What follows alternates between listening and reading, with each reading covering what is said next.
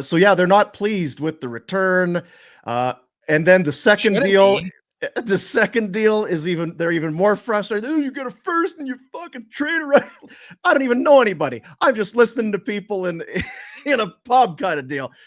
Your thoughts on what happened with Vancouver, and are they done? You talked about Pettersson already. I mean, talk about what's going on in Vancouver.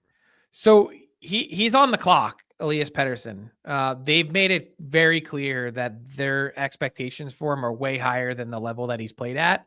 And he's got 4 weeks to show them that with JT Miller gone, he can put aside his era of being day-to-day with hurt feelings and get back to being a play-driving center that puts up 40 goals and 100-plus points. We've got a calendar year to look at of poor play, substandard play for him, who has not been very emotionally engaged. And, you can tell me all you want about, oh, well, his defense has been pretty good. Okay.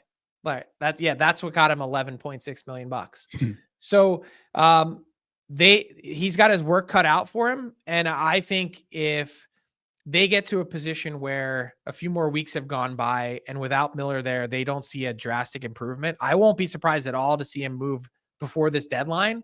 And if not before this deadline, then they absolutely must certainly trade him before that no trade clause kicks in on July 1st. I think you're dangerously close at that point to getting yourself into a position where he's been found out, that the rest of the league looks at him and says, we're not going to give you value for him. Right now, you still have a window where you can get value for him. And that's a key delineation and mark of distinction. With regards to the trades themselves, no, they did not get a good return on JT Miller. We knew they weren't going to. Filip Chytil is not as good a center as Morgan Frost and not as productive. And he has a full concussion history that certainly should be alarming. But I understand the idea of feeling like you have to rip the Band-Aid off and do what's best for your organization and move on. Fine. So you park that trade. The idea hours later, though, that a potentially unprotected 2026 first round pick is burning your hole in your pocket to get a guy that you could have gotten at any point in the last couple of years in Marcus Pettersson, that part is what lost me. You can trade Miller, you can get a poor return, but when you then trade for a pending unrestricted free agent in Pettersson and feel like you might have to then double down and extend him to make the trade worth it, he's not a nearly efficient puck mover enough for me or difference maker to warrant both the asset given up and to think that you've now repositioned this team as a team that can contend. I think the Vancouver Canucks are way worse off today than they were last week. And I think they're a long way from being a team that's anywhere close to the contender category. And there's a lot to unpack. Yeah, I look at the roster and it's like, geez, they went from a dynamic group of forwards to like, well, I guess maybe if Demko's healthy, it's a deeper blue line that had struggled mightily. And does this feel like them just trying to what? Does this feel like, sorry to jump on both you guys, I almost wonder, and we traded Horvat, we got a first, we flipped it right away for Hronek, and that worked out great.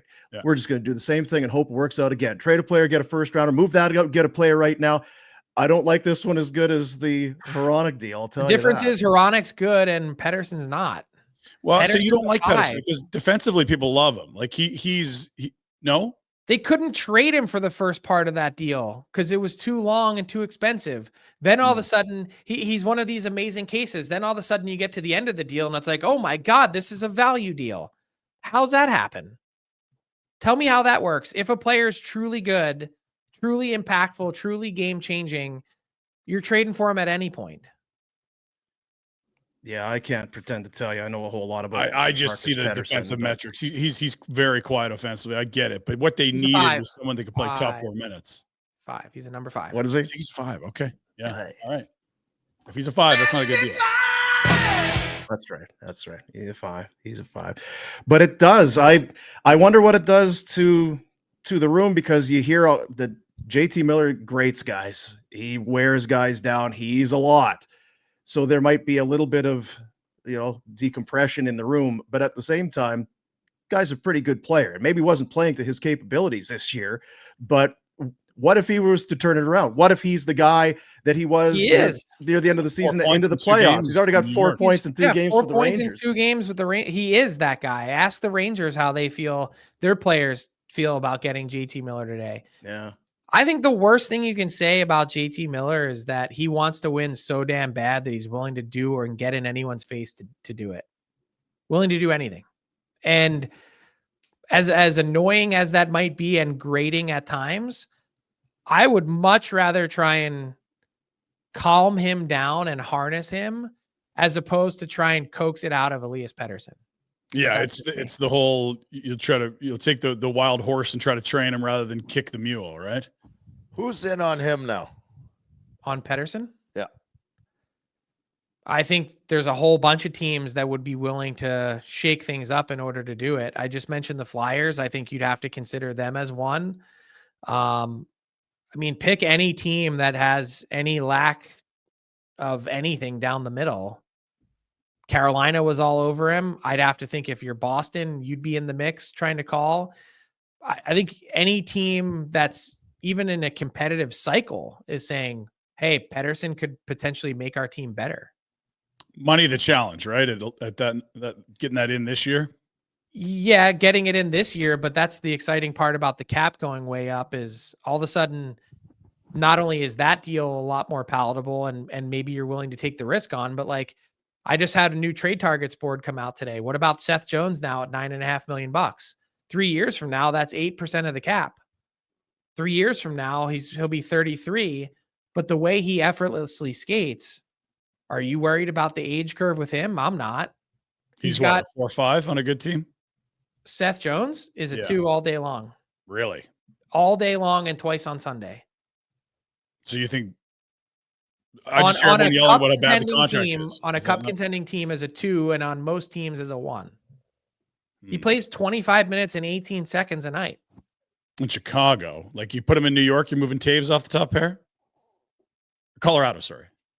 Yeah, I am. Okay. Hey guys, thanks for watching. Be sure to check out more of our content right here on the Flames Nation YouTube page. We had a bunch of great long form interviews. You can check out some videos we've done as well outside of the studio. And of course, if you want more writing or merchandise stuff, flamesnation.ca or nationgear.ca. Appreciate you watching.